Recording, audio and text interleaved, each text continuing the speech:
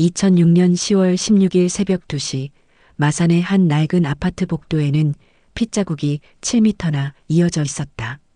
엘리베이터 앞에 쓰러진 건설업자 정태수의 시신은 처참했다. 온몸에 37군데의 칼자국이 새겨져 있었고 그중 12군데는 이미 숨이 끊긴 뒤에 찔린 것이었다. 범인은 죽음 이후에도 칼을 멈추지 않았다. 이것은 단순한 살인이 아니라 처형에 가까운 광경이었다. 현장에 출동한 수사팀은 2개의 서로 다른 발자국을 발견했다. 하나는 등산화, 다른 하나는 작업하였다. 범인이 2명이라는 의미였다. 혈흔에서 피해자가 아닌 제3자의 DNA도 채취되었다.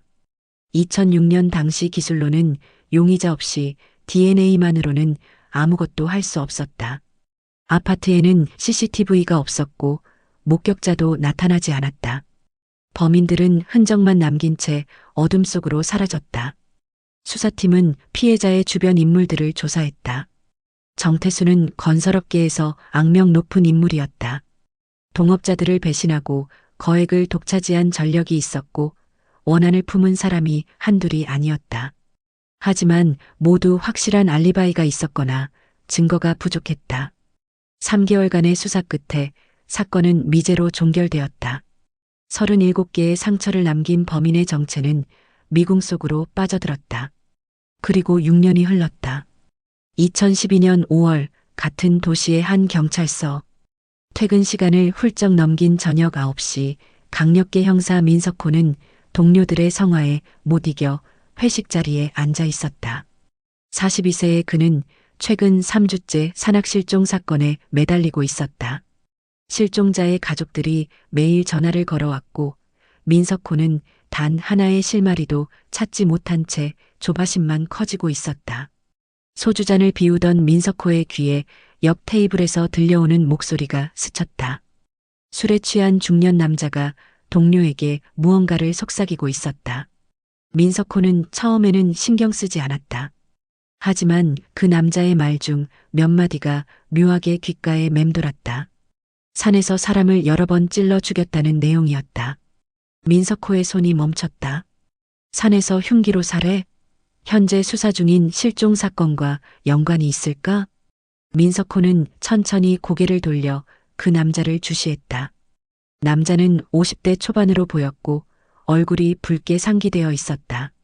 동료들과 시끄럽게 떠들다가도 이따금 낮은 목소리로 무언가를 중얼거렸다. 민석호는 소주잔을 내려놓고 조용히 그들의 대화에 귀를 기울였다. 하지만 주변이 시끄러워 정확한 내용은 들리지 않았다. 다만 산, 흉기, 죽음이라는 단어들이 단편적으로 들려왔다. 민석호는 자리에서 일어나 화장실로 향하면서 그 남자의 얼굴을 기억해 두었다. 20년 경력의 형사 본능이 속삭였다. 이건 그냥 넘길 이야기가 아니다. 회식이 끝나고 귀가하는 길, 민석호는 머릿속에서 그 남자의 말을 되새김질했다. 산에서 여러 번 찔러 죽였다. 만약 이것이 실제 사건이라면 자신이 찾고 있는 실종 사건과 관련이 있을 수도 있었다. 그날 밤 민석호는 잠을 이루지 못했다. 6년 전 마산에서 벌어진 37개의 상처. 그 사건의 톱니바퀴가 다시 돌아가기 시작한 순간이었다. 다음 날 아침 8시 민석호는 어젯밤 그 남자의 신원을 확인했다. 회식 자리에 있던 동료에게 물어본 결과 그는 근처 공사장에서 일하는 인부였고 이름은 김상도였다. 민석호는 곧바로 그를 찾아갔다. 김상도는 숙취로 눈이 퉁퉁 부은 채 공사장 컨테이너에 앉아 있었다. 민석호가 경찰 신분을 밝히자 김상도의 얼굴이 굳어졌다. 민석호는 단도직입적으로 물었다. 어젯밤 산에서 사람을 여러 번 찔러 죽였다는 이야기가 무엇이냐고. 김상도는 당황한 표정으로 손을 저었다. 자신이 무슨 말을 했는지 정확히 기억나지 않는다고 했다. 민석호가 계속 추궁하자 김상도는 머뭇거리다가 입을 열었다. 그것은 산이 아니라 마산에서 있었던 일이라고 했다. 발음이 불분명해서 마산이 산으로 잘못 들린 것이라는 설명이었다. 민석호는 순간 허탈함을 느꼈다. 하지만 동시에 또 다른 의문이 생겼다. 마산에서 누군가를 여러 번 찔러 죽인 사건? 그것이 실제로 있었던 일인가? 김상도는 5, 6년 전쯤 마산에서 그런 사건이 있었다는 소문을 들었다고 했다. 구체적인 내용은 모르지만 건설업계 사람들 사이에서 종종 회자되는 이야기라고 덧붙였다. 민석호는 김상도에게 더 이상 물어볼 것이 없다고 판단하고 경찰서로 돌아왔다. 경찰서에 도착한 민석호는 곧바로 컴퓨터 앞에 앉았다. 2000년대 중반 마산 지역에서 발생한 살인 사건을 검색하기 시작했다. 데이터베이스가 완벽하게 구축되지 않았던 시절이라 수기 기록과 오래된 파일을 일일이 뒤져야 했다. 2시간을 검색한 끝에 민석호는 한 사건 파일을 발견했다. 2006년 10월 15일 밤 마산의 한 아파트에서 발생한 살인 사건.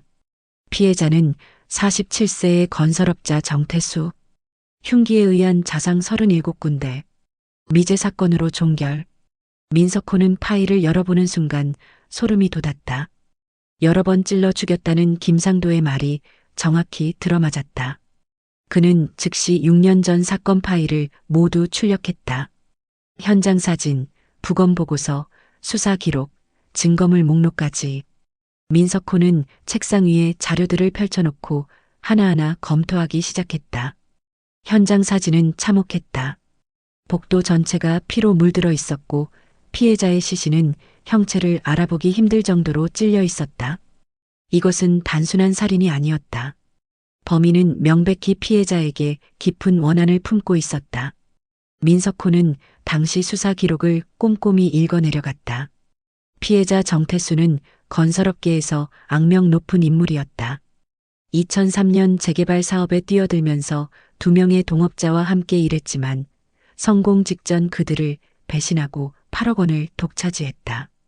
배신당한 두 사람은 박용환과 최영철이었다.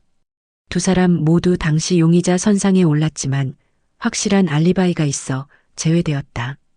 민석호는 박용환과 최영철의 이름을 메모했다. 그리고 당시 채취된 증거물 목록을 확인했다. 현장에서 2개의 서로 다른 발자국이 발견되었고 피해자가 아닌 제3자의 DNA도 채취되었다. 범인이 2명이라는 명백한 증거였다. 하지만 2006년 당시에는 용의자가 없어 DNA를 대조할 방법이 없었다. 민석호는 생각에 잠겼다. 6년이 지난 지금 DNA 분석 기술은 비약적으로 발전했다. 그리고 범죄자 DNA 데이터베이스도 훨씬 확장되었다. 민석호는 결심했다. 이 사건을 다시 수사하겠다. 회식 자리에서 우연히 들은 한마디 산과 마산의 오해. 그 작은 실수가 6년간 잠들어 있던 사건을 깨웠다. 민석호는 상사에게 보고하기 위해 자리에서 일어났다. 그의 손에는 37개의 상처를 담은 사건 파일이 들려 있었다. 민석호의 상사인 강력계장 이준호는 처음에는 회의적이었다. 6년 전 미제 사건을 다시 파헤친다는 것은 현재 진행 중인 수사의 차질을 빚을 수 있었다. 하지만 민석호가 사건 파일을 보여주고 재수사의 가능성을 설명하자 이준호도 고개를 끄덕였다. 특히 DNA 재검사 부분에서 그의 눈빛이 달라졌다. 이준호는 민석호에게 일주일의 시간을 주었다. 그 안에 의미 있는 진전이 없으면 사건을 다시 덮어야 한다는 조건이었다. 민석호는 즉시 움직였다. 첫 번째 목표는 피해자 정태수의 과거를 완전히 재구성하는 것이었다. 그는 2006년 당시 수사 기록에 나온 정태수의 지인들을 다시 찾아가기 시작했다. 6년이 지난 지금 사람들의 기억은 희미했지만 정태수에 대한 감정만은 여전히 생생했다. 그를 만났던 사람들은 하나같이 부정적인 반응을 보였다. 정태수는 사업수와는 뛰어났지만 수단과 방법을 가리지 않는 인물이었다. 민석호는 특히 배신당한 두 동업자에게 집중했다. 먼저 박용환을 조사했다. 박용환은 2003년 정태수와 함께 재개발 사업에 뛰어들면서 자금 담당을 맡았다. 그는 자신의 집까지 담보로 잡히며 사업 자금을 마련했다. 하지만 사업이 성공 직전 정태수는 계약서를 조작해 박용환의 지분을 무효화시켰다. 박용환은 하루아침에 모든 것을 잃었다.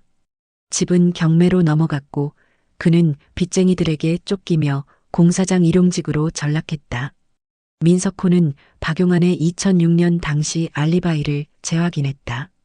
박용환은 사건 당일 다른 지역 공사장에서 일했다고 진술했고 공사장 동료가 이를 증언했다. 하지만 민석호가 그 동료를 다시 찾아가 인터뷰하자 미묘한 뉘앙스를 포착했다. 동료는 박용환이 그날 공사장에 있었다고 확신하지만 정확히 몇 시부터 몇 시까지 있었는지는 기억나지 않는다고 했다. 2006년 사건 당시에는 이 정도 증언으로도 알리바이가 인정되었지만 민석호의 눈에는 허점으로 보였다. 다음은 최영철이었다. 최영철은 재개발 사업에서 현장 총괄을 맡았던 인물이었다. 그 역시 정태수에게 배신당해 모든 것을 잃었다. 하지만 최영철의 상처는 더 깊었다. 그의 아내는 남편이 하루아침에 빚더미에 앉게 되자 극심한 우울증에 시달렸다. 2005년 봄 그녀는 아파트 옥상에서 투신했다. 최영철은 아내의 장례식장에서 정태수를 저주했다고 한다. 민석호는 당시 장례식장에 있었던 사람들을 수소문해 인터뷰했다.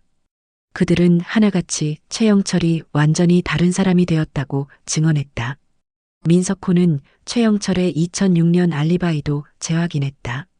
최영철은 사건 당일 집에 혼자 있었다고 진술했다. 당시 그는 혼자 살고 있었고 이를 확인해 줄 사람이 없었다. 수사팀은 최영철을 강하게 의심했지만 물적 증거가 없어 더 이상 추궁하지 못했다. 민석호는 생각했다. 만약 박용환과 최영철이 함께 범행을 저질렀다면 공통의 원한을 가진 두 사람이 공모했다면 서로의 알리바이를 만들어주는 것은 어렵지 않았을 것이다. 민석호는 2006년 당시 현장에서 채취된 증거물을 다시 검토했다. 두 개의 발자국. 하나는 등산화 270mm, 다른 하나는 작업화 265mm였다. 모두 중년 남성의 체형이었다. 민석호는 박용환과 최영철의 신체 정보를 확인했다. 박용환은 키 173cm, 신발 사이즈 270mm, 최영철은 키 170cm, 신발 사이즈 265mm. 완벽하게 일치했다. 물론 이것만으로는 결정적 증거가 될 수 없었다. 하지만 민석호의 직감은 점점 강해지고 있었다. 민석호는 마지막으로 당시 채취된 DNA 샘플을 확인했다. 현장에서 피해자가 아닌 두 개의 서로 다른 DNA가 검출되었다. 하나는 엘리베이터 버튼에서, 다른 하나는 복도 벽에 묻은 혈흔에서 나왔다. 2006년 당시에는 이 DNA를 대조할 용의자가 없어 더 이상 진전이 없었다.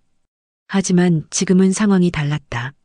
민석호는 국립과학수사연구원에 연락했다. 6년 전 증거물이 아직 보관되어 있는지, 그리고 재검사가 가능한지 문의했다. 다행히 증거물은 잘 보관되어 있었다. 과학수사연구원 담당자는 2012년 현재 DNA 분석 기술이 6년 전과 비교할 수 없을 정도로 발전했다고 설명했다. 특히 미세한 샘플에서도 정확한 프로파일을 추출할 수 있게 되었고, 범죄자 DNA 데이터베이스도 대폭 확장되었다. 민석호는 즉시 재검사를 의뢰했다.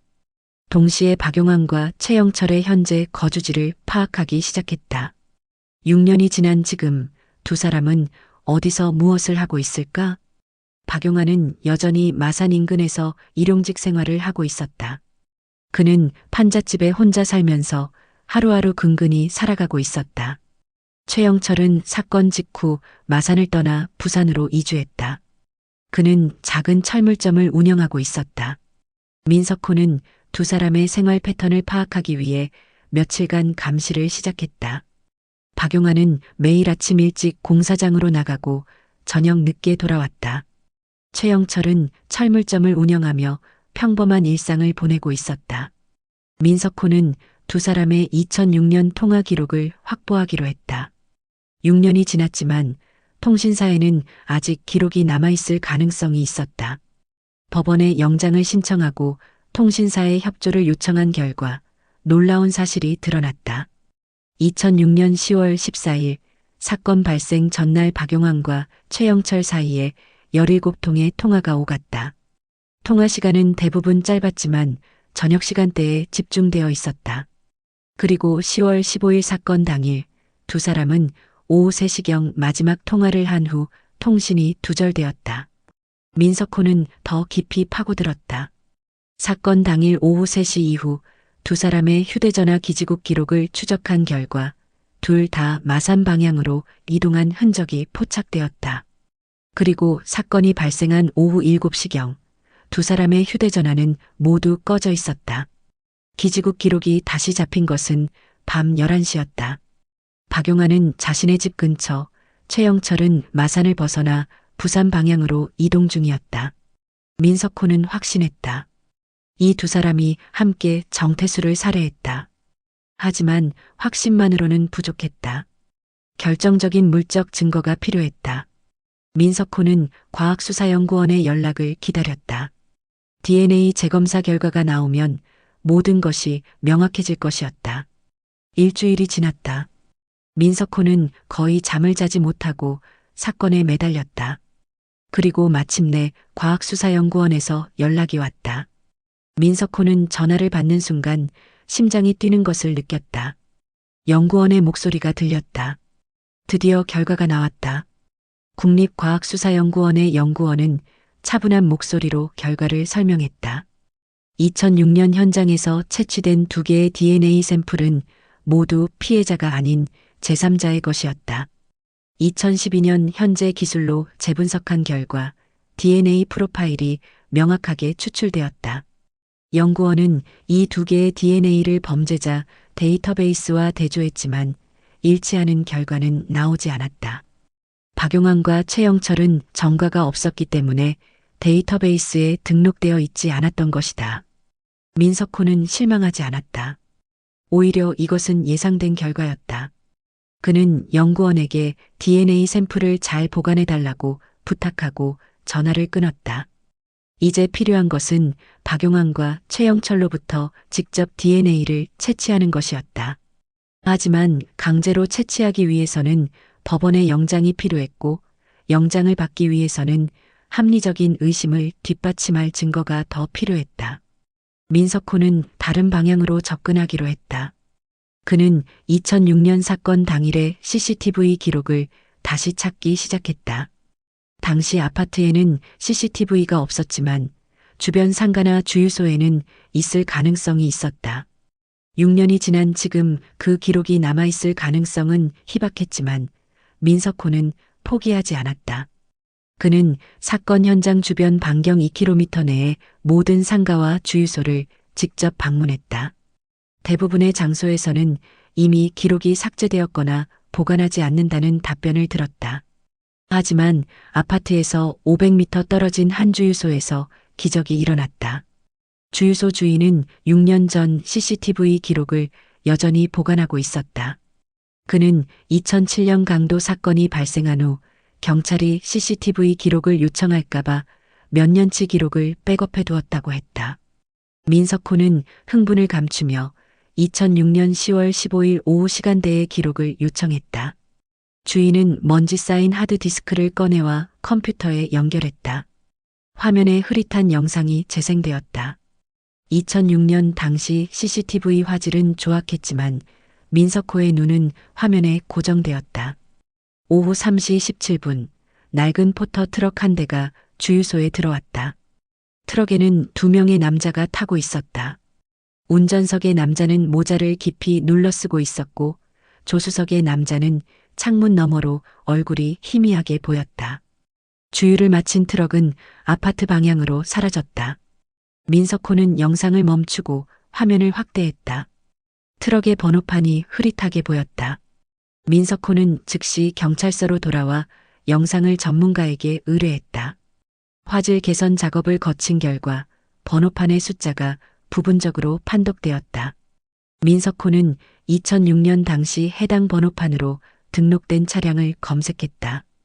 결과는 박용환의 이름으로 등록된 포터 트럭이었다. 민석호의 심장이 빠르게 뛰었다. 이것은 박용환이 사건 당일 마산에 있었다는 결정적 증거였다.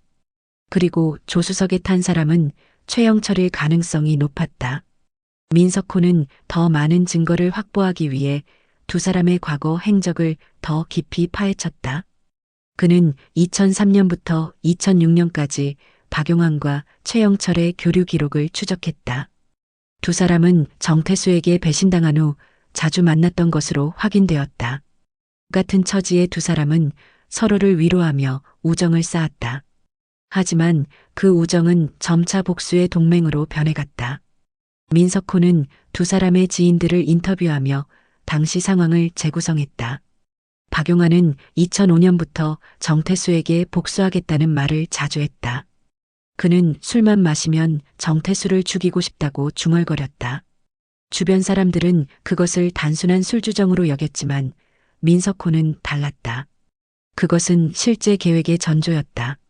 최영철 역시 아내가 죽은 후 완전히 변했다. 그는 말수가 줄었고 표정이 없어졌다. 하지만 정태수에 대한 증오만은 식지 않았다. 장례식장에서 그는 정태수가 아내를 죽였다고 외쳤다. 민석호는 두 사람이 2006년 여름부터 본격적으로 범행을 계획했을 것으로 추정했다. 통화 기록을 보면 7월부터 두 사람의 통화 빈도가 급증했다. 특히 8월과 9월에는 거의 매일 통화했다. 민석호는 당시 통화 내용을 알 수 없었지만 상황으로 미루어 짐작할 수 있었다. 그들은 정태수의 생활 패턴을 파악하고 범행 시간과 장소를 정했을 것이다. 그리고 10월 15일 그들은 마침내 계획을 실행에 옮겼다. 민석호는 사건 당일의 상황을 재구성했다. 오후 3시경 박용환은 최영철을 태우고 마산으로 향했다. 주유소 CCTV가 이를 포착했다. 두 사람은 아파트 근처에 차를 세워두고 정태수를 기다렸다. 정태수는 매일 저녁 7시경 귀가했다. 두 사람은 엘리베이터 앞 복도에서 그를 기다렸다. 정태수가 나타나자 그들은 즉시 공격했다. 한 사람이 정태수를 제압하는 동안 다른 사람이 흉기로 찔렀다. 37번의 칼질. 그것은 6년간 쌓인 원한의 깊이였다. 민석호는 현장 사진을 다시 들여다보았다. 혈흔 패턴을 분석하면 두 사람의 역할을 추정할 수 있었다. 등산화 발자국은 피해자 가까이에 집중되어 있었다. 이 사람이 직접 칼을 휘둘렀을 가능성이 높았다. 작업화 발자국은 약간 떨어진 위치에 있었다. 이 사람은 피해자를 제압하거나 망을 봤을 것이다. 민석호는 박용환이 직접 칼을 휘둘렀고 최영철이 도왔을 것으로 추정했다. 박용환의 성격이 더 공격적이었기 때문이다. 하지만 이 모든 것은 아직 추정일 뿐이었다. 법정에서 통할 결정적 증거가 필요했다. 민석호는 DNA 채취를 위한 전략을 세우기 시작했다. 그는 박용환과 최영철을 각각 임의동행 명목으로 소환하기로 했다. 임의동행은 강제가 아니므로 영장이 필요 없었다. 민석호는 두 사람을 동시에 소환하는 대신 시차를 두고 따로 소환하기로 했다. 서로의 반응을 보지 못하게 하기 위해서였다. 민석호는 먼저 최영철을 소환했다. 최영철은 부산에서 마산까지 2시간을 달려와 경찰서에 도착했다. 그는 긴장한 표정이었지만 침착함을 유지하려 애썼다. 민석호는 그를 조사실로 안내하고 물을 건넸다. 최영철은 종이컵을 받아 한 모금 마셨다. 민석호는 2006년 사건에 대해 질문하기 시작했다. 최영철은 사건에 대해 알고 있느냐는 질문에 신문에서 봤다고 답했다. 민석호는 계속 질문을 이어갔다. 최영철은 10월 15일 어디에 있었느냐는 질문에 집에 있었다고 답했다. 민석호는 증명할 수 있느냐고 물었다. 최영철은 혼자 살았기 때문에 증명할 방법이 없다고 했다. 민석호는 박용환과의 관계를 물었다. 최영철은 잠시 망설이다가 옛날에 같이 일했던 동료라고 답했다. 민석호는 사건 당일 박용환과 통화했느냐고 물었다. 최영철의 얼굴이 굳어졌다. 그는 기억나지 않는다고 답했다. 민석호는 더 이상 추궁하지 않고 최영철을 돌려보냈다. 최영철이 사용한 종이컵은 민석호의 손에 들어갔다. 그는 즉시 그것을 증거봉투에 넣고 과학수사연구원에 보냈다. 이틀 후 민석호는 박용환을 소환했다. 박용환은 작업복 차림으로 경찰서에 나타났다. 그의 손은 거칠었고 얼굴은 햇볕에 그을려 있었다. 민석호는 같은 방식으로 물을 건넸고 박용환도 마셨다. 민석호는 2006년 사건에 대해 질문했다. 박용환은 최영철보다 더 긴장한 모습이었다. 박용환은 정태수를 알고 있느냐는 질문에 과거 동업자였다고 시인했다. 민석호는 원한이 있었느냐고 물었다. 박용환은 잠시 침묵하다가 그렇다고 답했다. 민석호는 사건 당일 어디에 있었느냐고 물었다. 박용환은 공사장에서 일했다고 답했다. 민석호는 주유소 CCTV 이야기를 꺼냈다. 박용환의 얼굴이 창백해졌다. 그는 아무 말도 하지 못했다. 민석호는 더 이상 압박하지 않고 그를 돌려보냈다. 박용환이 사용한 종이컵도 과학수사연구원으로 보내졌다. 민석호는 결과를 기다렸다. 일주일이 지난 후 과학수사연구원에서 연락이 왔다. 민석호는 전화를 받으며 긴장했다. 연구원의 목소리가 들렸다. 현장에서 채취된 DNA 1번 샘플은 박용환의 DNA와 99.9% 일치합니다. DNA 2번 샘플은 최영철의 DNA와 99.7% 일치합니다.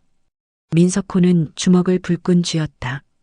드디어 결정적 증거를 확보한 것이다.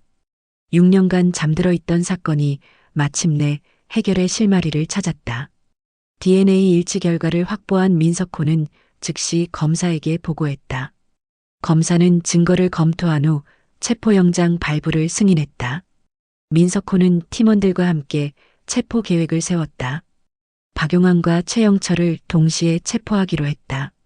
한 사람이 먼저 체포되면 다른 사람이 도주할 위험이 있었기 때문이다. 민석호는 마산팀과 부산팀으로 인력을 나누었다. 2012년 6월 14일 새벽 6시 두 팀은 동시에 움직였다. 마산팀은 박용환의 판잣집을 포위했다. 민석호가 문을 두드리자 박용환이 잠옷 차림으로 문을 열었다. 그는 경찰들을 보고 모든 것을 체념한 듯한 표정을 지었다. 민석호가 체포영장을 보여주자 박용환은 고개를 끄덕였다. 그는 저항하지 않고 순순히 수갑을 찼다. 민석호는 박용환의 집을 압수수색했다. 집은 초라했지만 깨끗했다. 서랍 속에서 오래된 사진 한 장이 발견되었다. 2003년 재개발 사업 착공식 사진이었다. 사진 속에는 박용환, 최영철, 그리고 정태수가 함께 웃고 있었다.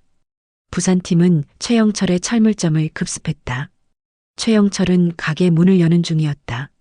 그는 경찰들을 보고 잠시 도망칠 생각을 한 듯 뒤를 돌아봤지만 이내 포기했다. 체포영장을 본 최영철은 고개를 떨어뜨렸다. 그의 손은 떨리고 있었다. 부산팀은 최영철을 마산경찰서로 이송했다. 두 사람은 각각 다른 조사실에 수감되었다. 민석호는 누구를 먼저 조사할지 고민했다. 그는 최영철을 선택했다. 최영철이 심리적으로 더 약해 보였기 때문이다. 조사실에 들어간 민석호는 최영철 맞은편에 앉았다. 최영철은 고개를 들지 못하고 테이블만 바라보고 있었다. 민석호는 차분한 목소리로 말했다. 이미 모든 증거를 확보했으니 솔직하게 말하는 것이 유리할 거라고. 최영철은 한동안 침묵하다가 입을 열었다. 그는 떨리는 목소리로 2006년 그날의 이야기를 시작했다. 민석호는 녹음기를 켜고 조용히 들었다. 6년간 감춰졌던 진실이 마침내 세상 밖으로 나오는 순간이었다. 최영철의 진술은 구체적이었다. 그는 2005년 아내가 죽은 후 삶의 의미를 잃었다고 했다. 매일 아내의 무덤 앞에서 울었고 정태수를 저주했다. 박용환도 비슷한 상황이었다. 두 사람은 자주 만나 술을 마시며 서로를 위로했다. 하지만 위로는 점차 복수의 계획으로 변해갔다. 2006년 여름 박용환이 먼저 제안했다. 정태수를 그냥 놔둘 수 없다고. 최영철은 처음에는 망설였지만 결국 동의했다. 그들에게 잃을 것은 더 이상 없었다. 두 사람은 3개월간 계획을 세웠다. 정태수의 생활 패턴을 파악했고 범행 시간과 장소를 정했다. 흉기는 박용환이 준비했다. 등산용 칼이었다. 10월 15일 오후 3시 박용환은 최영철을 태우고 마산으로 향했다. 차 안에서 두 사람은 거의 말이 없었다. 긴장과 두려움이 엄습했다. 하지만 되돌아갈 생각은 없었다. 그들은 아파트 근처에 차를 세워두고 건물 안으로 들어갔다. 계단을 이용해 정태수가 사는 층으로 올라갔다. 엘리베이터 앞 복도에서 두 사람은 정태수를 기다렸다. 저녁 7시가 조금 넘었을 때 정태수가 나타났다. 그는 서류 가방을 들고 엘리베이터를 향해 걸어왔다. 박용환과 최영철을 본 정태수는 놀란 표정을 지었다. 그는 무슨 일이냐고 물었다. 박용환은 대답 대신 칼을 꺼냈다. 정태수의 얼굴이 창백해졌다. 그는 뒤로 물러서며 소리를 지르려 했다. 최영철이 재빨리 그의 입을 막고 몸을 붙잡았다. 박용환이 칼을 휘둘렀다. 첫 번째 칼은 정태수의 복부를 찔렀다. 정태수는 신음했지만 저항했다. 그는 힘이 센 사람이었다. 최영철은 온 힘을 다해 그를 붙잡았다. 박용환은 계속 칼을 휘둘렀다. 두 번째, 세 번째, 네 번째. 정태수는 점점 힘이 빠졌다. 하지만 박용환은 멈추지 않았다. 그의 눈에는 6년간 쌓인 증오가 불타오르고 있었다. 정태수가 바닥에 쓰러진 후에도 박용환은 칼을 찔렀다. 최영철이 그를 말렸지만 박용환은 듣지 않았다. 결국 정태수의 몸에는 37개의 상처가 새겨졌다. 최영철은 진술하면서 눈물을 흘렸다. 그는 처음에는 그냥 협박만 하려 했다고 말했다. 하지만 정태수가 그들을 보고 비웃었다고 했다. 거지 같은 놈들이 무엇을 하러 왔느냐고 조롱했다. 심지어 최영철의 아내를 욕했다. 그 순간 최영철의 이성이 끊어졌다.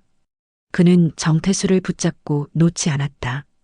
박용환이 칼을 휘두르는 동안 최영철은 정태수의 절규를 들었다. 하지만 동정심은 느끼지 않았다. 오히려 통쾌함을 느꼈다. 6년간의 고통이 마침내 보상받는 느낌이었다. 범행 후 두 사람은 황급히 현장을 떠났다. 옷에 피가 묻었지만 어둠 속에서는 눈에 띄지 않았다. 그들은 계단을 통해 건물을 빠져나와 차로 돌아갔다. 박용환은 차를 몰아 외딴 곳으로 갔다. 그곳에서 두 사람은 피 묻은 옷을 벗어 태웠다. 흉기도 함께 태웠다. 증거를 모두 없앤 후 박용환은 최영철을 그의 집 근처에 내려주었다. 두 사람은 작별 인사도 없이 헤어졌다. 그날 이후 그들은 서로 연락하지 않았다. 침묵이 그들을 지켜줄 거라고 믿었다. 최영철은 진술을 마치고 고개를 숙였다. 민석호는 한동안 아무 말 없이 그를 바라보았다. 6년간 숨겨졌던 진실이 마침내 드러났다. 하지만 민석호는 승리감보다 씁쓸함을 느꼈다. 이 사건에는 승자가 없었다. 정태수는 자신의 탐욕으로 죽음을 맞았고 박용환과 최영철은 복수로 인생을 망쳤다. 민석호는 조사실을 나와 박용환이 있는 방으로 향했다. 이제 박용환의 진술을 들을 차례였다. 박용환은 최영철과 달리 굳게 입을 다물고 있었다. 민석호가 최영철이 이미 모든 것을 자백했다고 말하자 박용환의 표정이 변했다. 그는 한참을 침묵하다가 마침내 입을 열었다. 그의 진술은 최영철과 거의 일치했지만 몇 가지 다른 점이 있었다. 박용환은 자신이 칼을 휘둘렀다는 것을 인정했다. 하지만 그것은 우발적이었다고 주장했다. 처음에는 정말 협박만 하려 했는데 정태수가 조롱하고 저항해서 어쩔 수 없었다고 했다. 민석호는 박용환의 주장을 믿지 않았다. 37번의 칼질이 우발적일 수는 없었다. 그것은 명백히 계획된 살인이었다. 민석호는 박용환에게 더 이상 변명하지 말라고 말했다. 증거는 충분했고 최영철의 진술도 있었다. 박용환은 결국 고개를 떨어뜨렸다. 그는 6년간 악몽에 시달렸다고 고백했다. 매일 밤 정태수의 얼굴이 꿈에 나타났다. 하지만 후회는 하지 않는다고 했다. 정태수는 죽어 마땅한 인간이었다고 말했다. 민석호는 두 사람의 진술을 모두 정리하고 검사에게 보고했다. 검사는 살인 혐의로 두 사람을 기소하기로 결정했다. 박용환은 주범으로, 최영철은 공범으로 기소되었다. 재판 준비가 시작되었다. 민석호는 증거를 완벽하게 정리했다. DNA 검사 결과, 주유소 CCTV, 통화 기록, 기지국 추적 자료, 그리고 두 사람의 자백. 모든 것이 완벽하게 맞아떨어졌다. 6년간의 미제 사건이 마침내 법정으로 넘어가는 순간이었다. 재판은 2012년 8월에 시작되었다. 법정에는 피해자 정태수의 유족들이 앉아 있었다. 정태수의 아내와 두 딸은 6년 만에 처음으로 범인들의 얼굴을 마주했다. 아내는 눈물을 흘렸고 딸들은 분노에 찬 눈빛으로 피고인석을 응시했다. 박용환과 최영철은 수갑을 찬 채 법정에 입장했다. 두 사람은 서로를 쳐다보지 않았다. 6년간의 침묵이 법정에서 깨지는 순간이었다. 검사는 기소장을 낭독했다. 피고인 박용환과 최영철은 2006년 10월 15일 오후 7시경 마산의 한 아파트에서 피해자 정태수를 살해했다. 범행 동기는 과거 사업관계에서 비롯된 원한이었다. 두 피고인은 3개월간 범행을 계획했고 흉기를 준비해 피해자를 기다렸다. 피고인 박용환이 직접 흉기로 피해자를 37차례 찔렀고 피고인 최영철은 피해자를 제압하며 범행을 도왔다. 범행 후 두 사람은 증거를 인멸하고 각자의 집으로 돌아갔다. 변호인은 피고인들의 억울한 사정을 호소했다. 박용환의 변호인은 피해자 정태수가 먼저 피고인들을 배신하고 거액을 가로챘다고 주장했다. 박용환은 집까지 잃고 빚더미에 앉았으며 극심한 생활고에 시달렸다. 최영철의 변호인은 피고인의 아내가 정태수의 배신으로 인한 충격으로 자살했다고 강조했다. 최영철은 아내를 잃은 슬픔과 분노로 정상적인 판단을 할 수 없는 상태였다. 두 변호인 모두 범행이 우발적이었다고 주장했다. 검사는 변호인의 주장을 반박했다. 3개월간의 계획, 흉기 준비, 범행 후 증거인멸. 이 모든 것이 계획적 범행의 증거였다. 검사는 첫 번째 증인으로 국립과학수사연구원의 DNA 분석 전문가를 소환했다. 전문가는 현장에서 채취된 DNA와 피고인들의 DNA가 일치한다는 분석 결과를 설명했다. 박용환의 DNA는 엘리베이터 버튼에서, 최영철의 DNA는 복도, 벽의 혈흔에서 검출되었다. 일치 확률은 각각 99.9%와 99.7%였다. 변호인은 DNA 채취 과정의 적법성을 문제 삼았다. 피고인들의 동의 없이 임의동행 과정에서 사용한 일회용 컵을 채취한 것이 위법이라고 주장했다.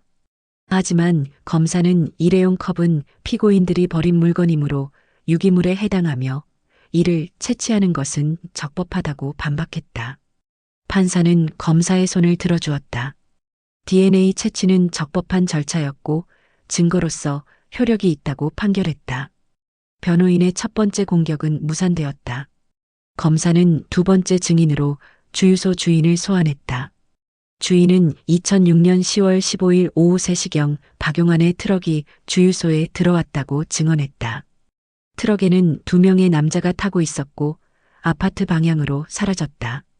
검사는 CCTV 영상을 법정에서 재생했다. 화면에는 흐릿하지만 트럭의 번호판이 보였다. 번호판은 박용환의 차량으로 등록되어 있었다. 주유소 주인은 그날의 기억이 선명하다고 말했다. 왜냐하면 그날 저녁 근처 아파트에서 살인사건이 발생했다는 소식을 들었기 때문이다. 변호인은 CCTV 영상의 화질이 너무 낮아 번호판을 정확히 판독할 수 없다고 주장했다. 또한 트럭에 탄 사람이 피고인들이라는 확실한 증거가 없다고 반박했다. 검사는 화질 개선 전문가의 분석 보고서를 제출했다. 전문가는 번호판의 숫자를 부분적으로 복원했고 그 결과는 박용환의 차량 번호와 일치했다. 또한 차량 등록 기록을 보면 박용환이 당시 해당 트럭을 소유하고 있었다. 판사는 검사의 증거를 인정했다. 검사는 세 번째 증거로 통화 기록을 제시했다.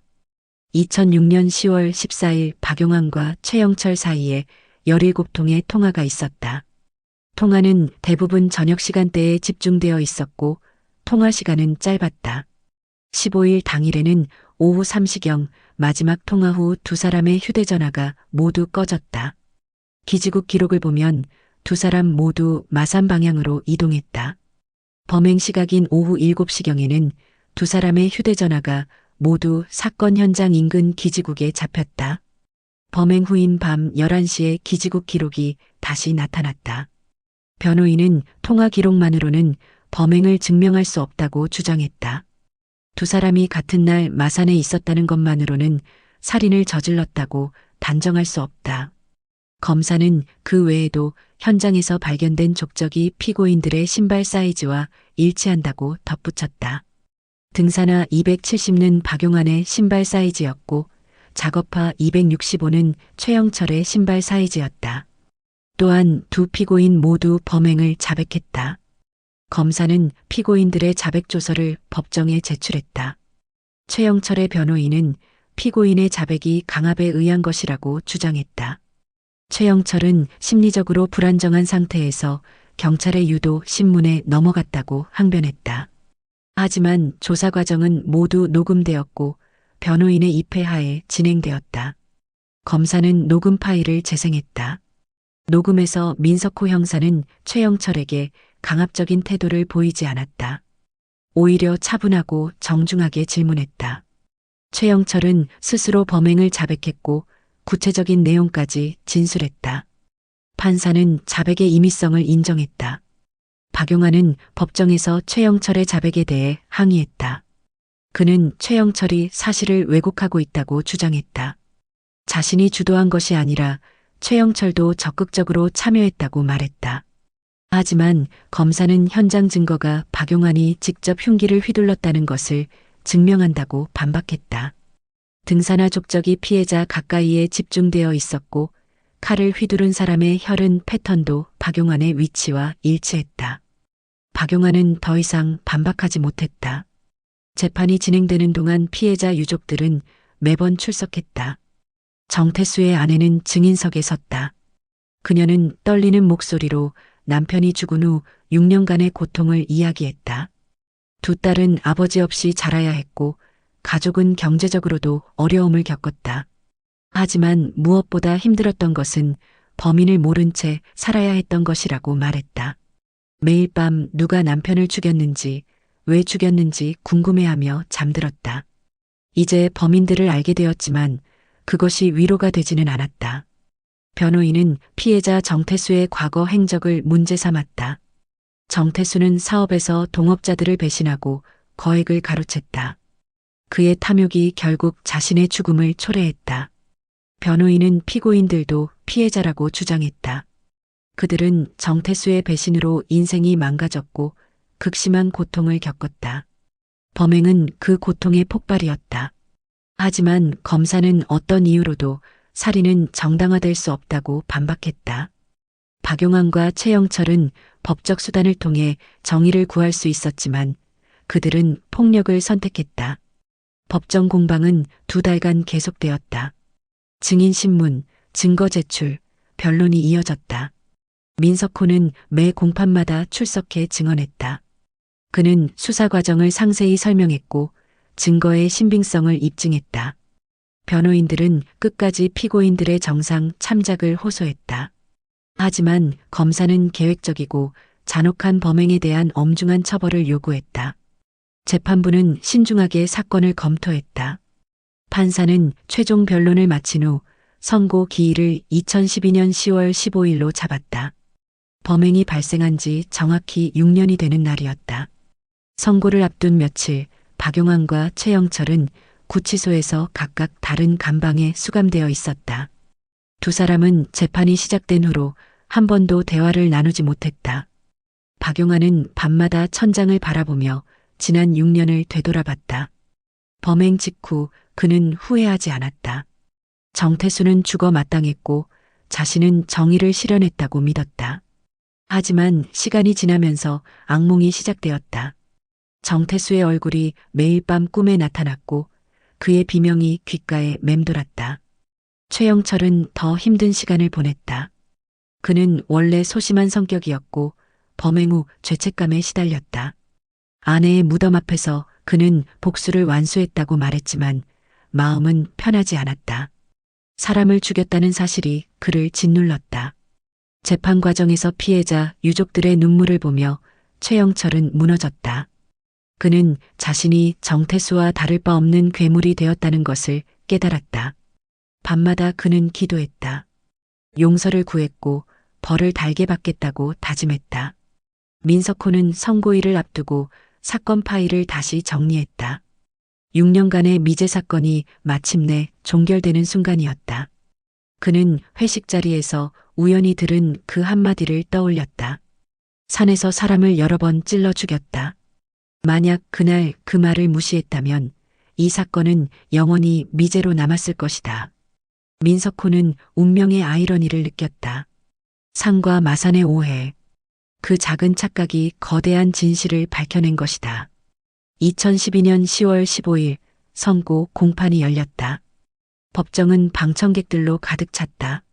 언론사 기자들도 대거 참석했다. 6년 만에 해결된 미제 사건은 사회적으로 큰 관심을 받았다. 박용환과 최영철은 수갑을 찬 채 피고인석에 섰다. 두 사람의 얼굴은 초췌했고 눈빛은 생기를 잃었다. 판사가 입장하자 법정이 조용해졌다. 판사는 두툼한 판결문을 펼쳤다. 방청석의 모든 시선이 판사에게 집중되었다. 판사는 차분한 목소리로 판결 이유를 설명하기 시작했다. 먼저 사건의 경위를 요약했다. 피고인들은 피해자에게 원한을 품고 3개월간 살인을 계획했다. 범행은 치밀했고 실행도 잔혹했다. 피해자는 37차례 찔려 사망했고 범행 후 피고인들은 증거를 인멸했다. 이는 명백히 계획적 살인이었다. 판사는 피고인들의 동기를 이해할 수는 있지만 그것이 범행을 정당화할 수 없다고 말했다. 어떤 원한도 살인의 이유가 될 수 없다. 판사는 피고인들이 법적 구제 수단을 활용할 수 있었음에도 불구하고 폭력을 선택했다고 지적했다. 정태수의 배신이 부당했다면 민사소송이나 형사고소를 통해 해결할 수 있었다. 하지만 피고인들은 인내하지 못하고 극단적 방법을 택했다. 이는 법치주의를 정면으로 부정하는 행위였다. 판사는 또한 범행의 잔혹성을 강조했다. 37차례의 칼질은 단순히 살인이 아니라 고문에 가까웠다. 피해자는 극심한 고통 속에서 죽었다. 판사는 피고인들의 범행 후 태도도 문제 삼았다. 두 사람은 6년간 침묵하며 도주했다. 자수하거나 반성하는 모습을 보이지 않았다. 체포된 후에야 범행을 시인했지만 그것은 증거에 압도되었기 때문이다. 진정한 반성이라고 보기 어렵다. 판사는 피해자 유족들이 겪은 고통도 언급했다. 6년간 범인을 모른 채 살아야 했던 유족들의 아픔은 이루 말할 수 없다. 이들에게 정의를 실현하는 것이 법원의 의무라고 강조했다. 하지만 판사는 정상 참작 사유도 인정했다. 피해자 정태수가 먼저 피고인들을 배신하고 경제적 손실을 입혔다. 특히 최영철의 경우 아내를 잃는 비극을 겪었다. 이러한 사정은 양형에 일부 반영될 수 있다. 또한 피고인들이 범행을 자백하고 수사에 협조한 점도 고려했다. 판사는 이 모든 요소를 종합적으로 고려해 형량을 결정했다고 말했다. 법정은 숨소리조차 들리지 않을 만큼 조용했다. 모두가 판사의 다음 말을 기다렸다. 판사가 주문을 낭독했다. 피고인 박용환, 살인죄로 무기징역에 처한다. 법정이 술렁였다. 박용환은 고개를 떨어뜨렸다. 그의 어깨가 미세하게 떨렸다. 판사는 계속 주문을 낭독했다. 피고인 최영철, 살인 방조죄로 징역 20년에 처한다. 최영철은 눈을 감았다. 눈가에 눈물이 맺혔다. 판사는 판결문을 덮으며 마지막 말을 했다. 법은 정의를 실현하지만 동시에 자비도 베푼다. 피고인들은 수감 중 진정한 반성의 시간을 가지기 바란다. 판결이 끝나자 법정이 소란스러워졌다. 피해자 유족들은 울음을 터뜨렸다. 6년간의 기다림이 마침내 끝났다. 정태수의 아내는 딸들을 껴안으며 흐느꼈다. 무기징역과 징역 20년. 중형이었지만 그녀에게는 남편이 돌아오지 않는다는 사실이 더 슬펐다. 박용환과 최영철은 교도관들에게 이끌려 법정을 떠났다. 두 사람은 마지막으로 서로를 쳐다봤다. 그들의 눈빛에는 후회와 체념이 섞여 있었다. 민석호는 방청석에 앉아 판결을 지켜봤다. 그는 복잡한 감정을 느꼈다. 사건은 해결되었지만 모두가 불행한 결말이었다. 정태수는 자신의 탐욕으로 죽음을 맞았고 박용환과 최영철은 복수로 인생을 망쳤다. 피해자 유족들은 6년간 고통받았고 가해자 가족들도 앞으로 평생 죄인의 가족으로 살아야 한다. 이 사건에는 승자가 없었다. 민석호는 자리에서 일어나 법정을 나섰다. 복도에서 그는 피해자 유족들과 마주쳤다. 정태수의 아내는 민석호에게 다가와 고개를 숙였다. 그녀는 감사하다는 말을 했다. 6년간 포기하지 않고 사건을 해결해줘서 고맙다고. 민석호는 어색하게 고개를 끄덕였다. 그는 단지 자신의 일을 했을 뿐이라고 말했다. 하지만 그녀의 눈물을 보며 민석호는 자신의 일이 의미 있다는 것을 깨달았다. 형사로서 그는 죽은 자들의 목소리가 되어준다. 정의가 늦어도 반드시 실현되도록 만든다. 그것이 그의 사명이었다. 민석호는 경찰서로 돌아와 사건 파일을 정리했다. 37개의 상처, 6년의 침묵, 그리고 우연한 한마디.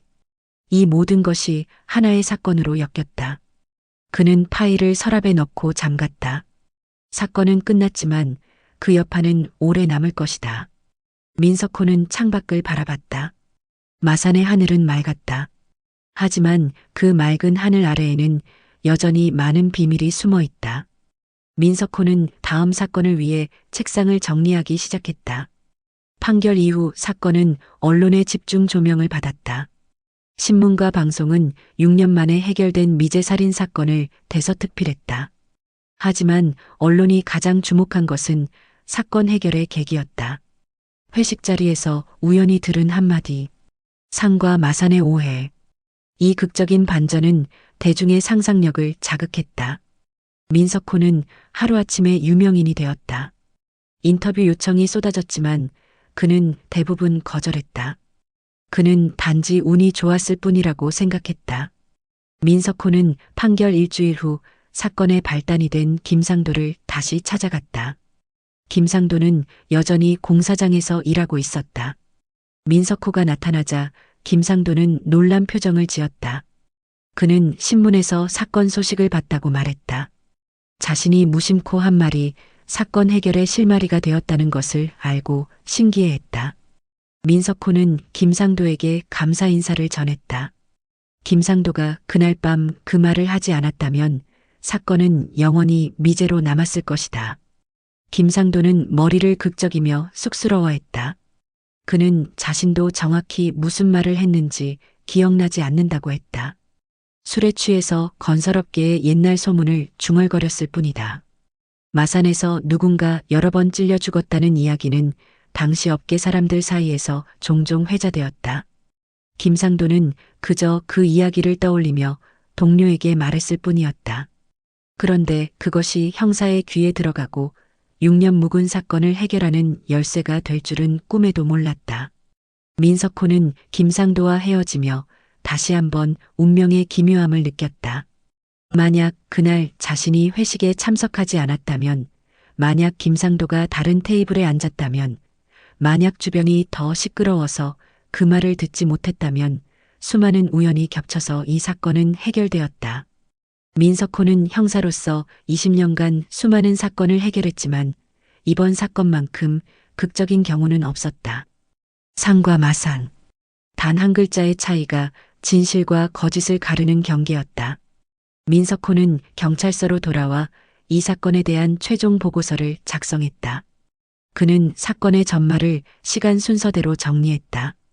2003년 정태수의 배신, 2006년 살인사건, 그리고 2012년 우연히 재수사 보고서를 작성하면서 민석호는 이 사건이 단순한 살인사건이 아니라는 것을 깨달았다. 이것은 인간의 탐욕과 원한, 복수와 정의에 대한 이야기였다. 그리고 무엇보다 우연과 필연이 교차하는 운명의 드라마였다. 민석호는 보고서 말미에 자신의 소회를 적었다. 이 사건을 통해 그는 형사의 직관과 끈기가 얼마나 중요한지 다시 한번 확인했다.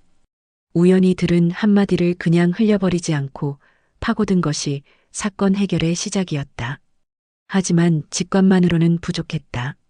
6년 전 증거를 꼼꼼히 재검토하고 새로운 과학기술을 활용하고 끈질기게 추적한 덕분에 범인을 찾을 수 있었다.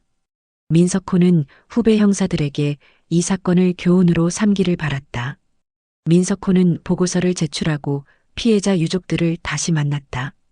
정태수의 아내와 두 딸은 판결 이후 조금씩 일상으로 돌아가고 있었다.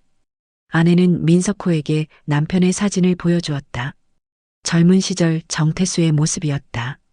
사진 속 정태수는 환하게 웃고 있었다. 아내는 남편이 원래 착한 사람이었다고 말했다. 하지만 사업을 시작하면서 점점 변했다. 돈에 대한 욕심이 커지고 사람들을 신뢰하지 않게 되었다. 결국 그 탐욕이 자신을 파멸로 이끌었다. 민석호는 정태수의 아내 말을 들으며 복잡한 감정을 느꼈다. 정태수는 분명 잘못을 저질렀다. 동업자들을 배신하고 거액을 가로챈 것은 명백한 범죄 행위였다. 하지만 그렇다고 해서 죽어 마땅한 사람은 없다. 법이 존재하는 이유는 개인이 정의를 사적으로 실현하는 것을 막기 위함이다. 박용환과 최영철은 법 대신 복수를 택했고 그 대가로 인생 전체를 잃었다.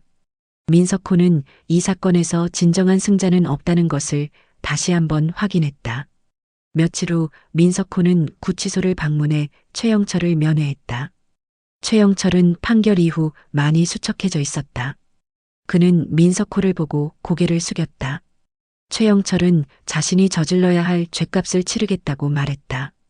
20년이라는 시간이 길지만 그는 그 시간을 반성하며 보내겠다고 다짐했다. 최영철은 특히 피해자 유족들에게 미안하다고 했다. 자신의 복수가 또 다른 비극을 만들었다는 것을 뒤늦게 깨달았다. 만약 시간을 되돌릴 수 있다면 절대 그런 선택을 하지 않았을 것이라고 고백했다. 민석호는 최영철의 말을 들으며 안타까움을 느꼈다. 최영철은 본래 선량한 사람이었다. 하지만 아내를 잃은 슬픔과 배신의 아픔이 그를 범죄자로 만들었다. 만약 그가 법적 수단을 택했다면 정당한 보상을 받을 수도 있었다. 하지만 그는 인내하지 못했다. 박용환의 제안에 동조했고 결국 돌이킬 수 없는 선택을 했다. 민석호는 최영철에게 남은 시간 동안 진정으로 반성하고 출소 후에는 새로운 삶을 살기를 당부했다. 최영철은 눈물을 흘리며 고개를 끄덕였다. 박용환은 면회를 거부했다. 교도관의 말에 따르면 박용환은 무기징역 판결 이후 완전히 침묵에 빠졌다고 했다. 밥도 거의 먹지 않고 말도 하지 않았다. 박용환은 자신의 인생이 완전히 끝났다는 것을 받아들이고 있었다. 그는 출소할 날이 오지 않을 것을 알았다. 무기징역은 사실상 종신형이나 다름없었다. 박용환은 교도소에서 생을 마감할 것이다. 민석호는 박용환을 직접 만나지 못한 것을 아쉬워했지만 그의 선택을 존중했다. 민석호는 마산 아파트 현장을 다시 방문했다. 6년 전 37개의 상처가 새겨진 그곳. 지금은 평범한 아파트 복도일 뿐이었다. 주민들은 오가고 아이들은 뛰어놀았다. 그 누구도 이곳에서 끔찍한 살인이 벌어졌다는 것을 기억하지 못했다. 시간은 모든 것을 지워버린다. 하지만 민석호는 알고 있었다. 이 복도에서 한 남자가 원한에 사로잡힌 두 사람에게 무참히 살해당했다. 그리고 그 사건은 6년 후 산과 마산의 오해라는 우연으로 해결되었다. 민석호는 복도를 천천히 걸으며 사건을 되돌아봤다. 회식 자리의 흐릿한 중얼거림에서 시작된 이 여정. 그는 산이라는 단어에 매달렸고 그것이 마산이라는 것을 알아냈다. 6년 전 미제 사건을 발굴하고 증거를 재검토하고 과학기술을 활용해 범인을 찾아냈다. 그리고 마침내 법정에서 정의를 실현했다. 민석호는 이 모든 과정이 기적처럼 느껴졌다. 만약 어느 하나라도 어긋났다면 사건은 영원히 미제로 남았을 것이다. 민석호는 아파트를 떠나며 자신에게 물었다. 이 사건에서 무엇을 배웠는가? 첫째, 우연은 존재하지만 그것을 기회로 만드는 것은 사람의 노력이다. 둘째, 과거의 증거도 새로운 기술로 다시 분석하면 진실을 밝힐 수 있다. 셋째, 아무리 완벽한 범죄라도 결국 드러나게 되어 있다. 그리고 마지막으로 복수는 결코 해답이 될 수 없다. 박용환과 최영철은 정태수를 죽였지만 그들 자신도 파멸했다. 진정한 정의는 법을 통해서만 실현된다. 민석호는 경찰서로 돌아와 다음 사건 파일을 펼쳤다. 형사의 일은 끝이 없다. 언제나 새로운 사건이 기다리고 있고 새로운 피해자들이 정의를 갈구한다. 하지만 민석호는 지치지 않았다. 이번 사건을 통해 그는 자신의 일이 얼마나 중요한지 다시 한번 깨달았다. 그는 죽은 자들의 목소리가 되어준다.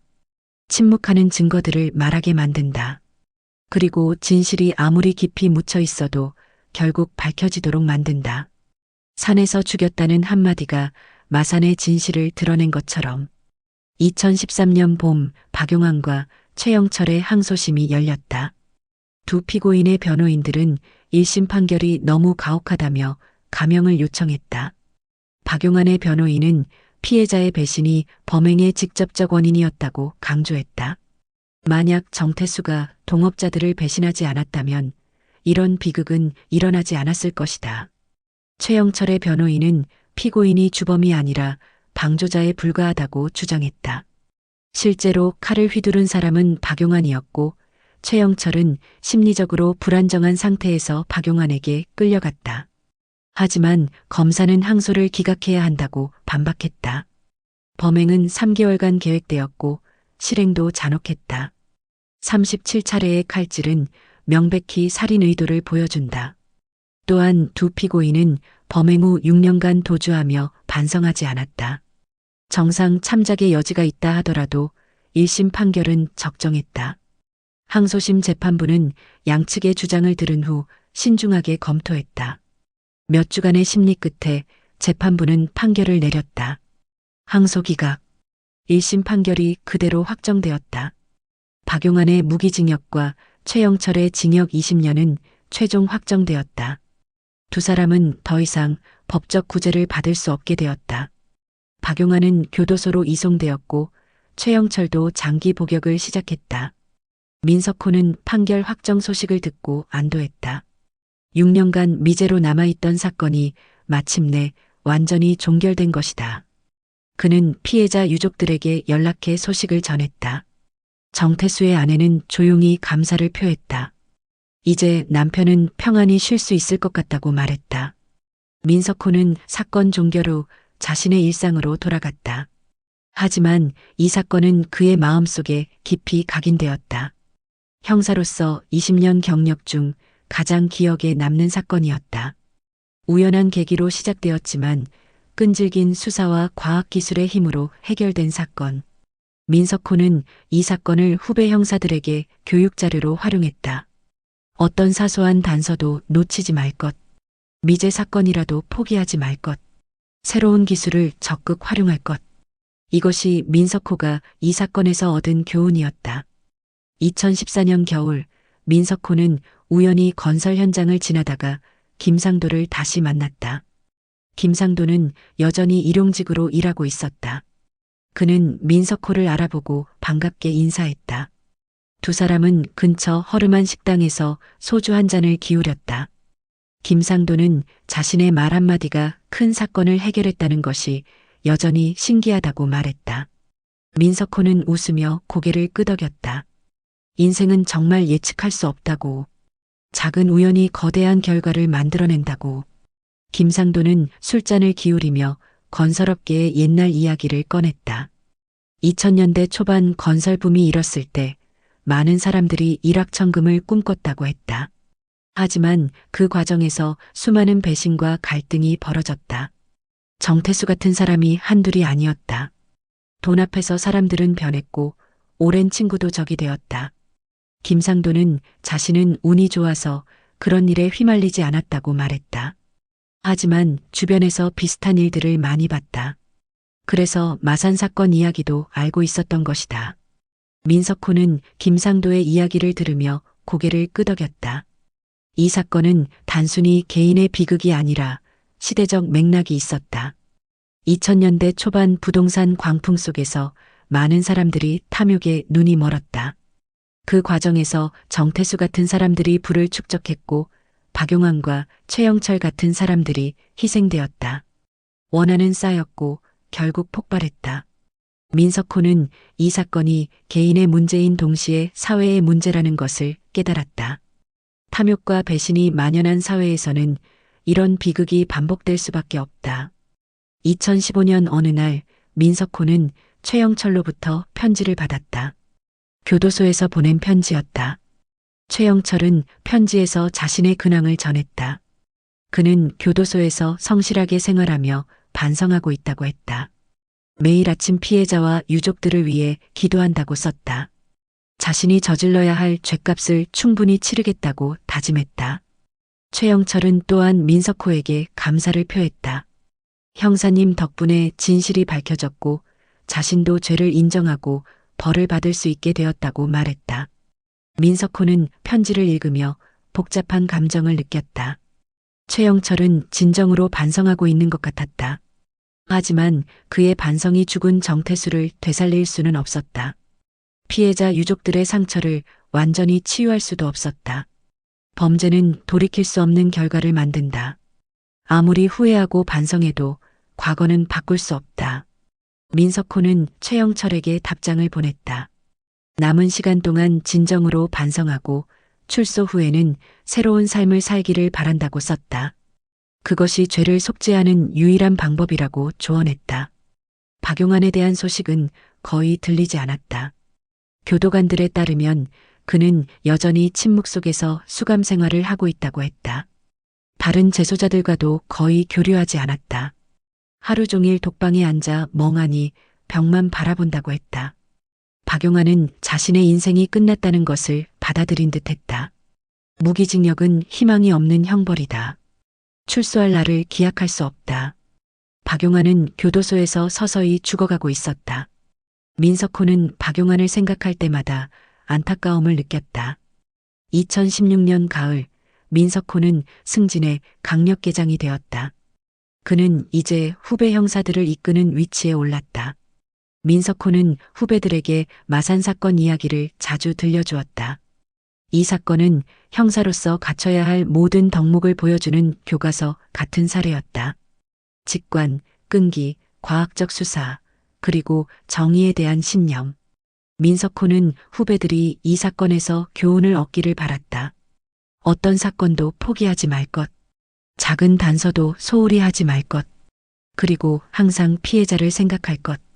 민석호는 가끔 마산 아파트를 지나칠 때면 6년 전 그날 밤을 떠올렸다. 37개의 상처, 2개의 발자국, 그리고 6년간의 침묵. 이 모든 것이 산과 마산의 오해라는 우연한 계기로 해결되었다. 민석호는 형사로서 자신이 운명의 도구였다는 것을 깨달았다. 그는 우연을 필연으로 만들었고 침묵하는 증거를 말하게 했다. 그리고 정의가 실현되도록 만들었다. 이것이 형사의 사명이었다. 2017년 어느 날 민석호는 정태수의 무덤을 찾았다. 조용한 공원묘지의 한쪽에 자리한 묘비. 민석호는 묘비 앞에 섰다. 그는 정태수에게 말했다. 당신을 죽인 범인들을 찾았습니다.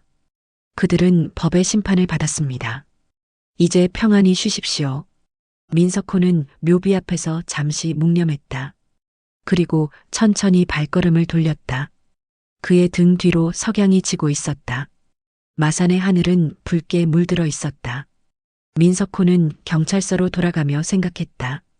원한은 사람을 괴물로 만든다. 그리고 괴물은 혼자 오지 않는다. 박용환과 최영철은 정태수에 대한 원한으로 서로를 찾았고 함께 범죄를 저질렀다. 하지만 그들이 얻은 것은 무엇인가?